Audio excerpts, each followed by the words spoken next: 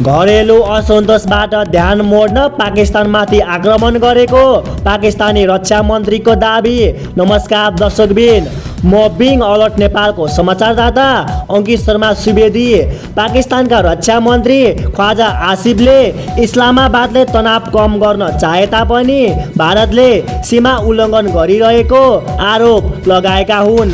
रक्षा मन्त्री आसिफले भारतका प्रधानमन्त्री नरेन्द्र मोदीले देशभित्रको असन्तोषबाट ध्यान मोड्नका लागि लडाकु विमान, ड्रोन हमला जस्ता सैन्य आक्रोश उत्पन्न गरिरहेको बताएका छन्। अवस्था तनावग्रस्त रहँदा रक्षा मन्त्रीका अनुसार व्यावसायिक एयरलाइन्सहरूलाई मिसाइल वा हवाई फायर हुन सक्ने भएकाले पाकिस्तानी हवाई क्षेत्र प्रयोग नगर्न सल्लाह दिएको बताइएको छ। यस्तै अलर्टिङ प्रहारका लागि हेर्दै गर्नुहोला, सुन्दै गर्नुहोला बिङ अलर्ट नेपाल। हस्त, धन्यवाद।